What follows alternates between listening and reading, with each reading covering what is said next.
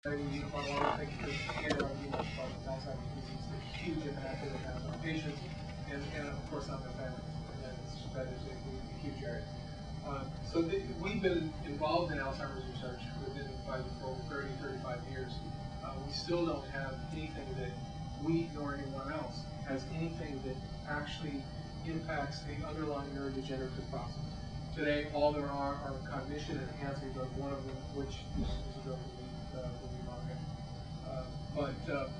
All they are today is band-aids, and we hope in the future to have something that really affects the underlying neurodegenerative process.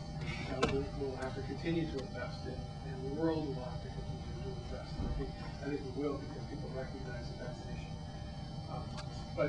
In the other areas, as we have combined as we have gotten bigger through mergers and acquisitions, we have also taken on these additional therapeutic areas, like ophthalmology from the Pharmacia purchase, like oncology also from Pharmacia. So as these areas come into the fold within a large company like Pfizer, they're constantly being assessed for their ability to return on investment, and if they continue to be programs that look to be fruitful and where there is huge medical need. And that's how those choices are made. And I'll get to a couple of additional points over the next few slides as well. Just to give you an idea about the type of investment and how it's grown over time, just as recently as 1996, $1.6 billion in research and development investment. At the end of 2006, it was 7.6. 2007 is a long time here, and I didn't have that slide. Sorry, it's about the same level of investment as I said before. A couple of very interesting inflection points. One, back when we purchased Warner Lambert, our R&D expenditure, of course, then just about doubled, and again it spiked considerably back in 2003 when we purchased Pharmacia. So I will talk about this merger and acquisition activity in subsequent slides. But this again gives you the idea about how, in a relatively short period of time, how the investments in research and development have grown. I continue to push the wrong slide. The pipeline. This is for one reason or another. This doesn't come through very well. But just to show, make a point, not about Pfizer, but about the industry in general. One of the things you have to do if you're in this business, these show in registration. That means in registration with the Food and Drug Administration, phase 3, phase 2, phase 1, and discovery projects that go into this pipeline.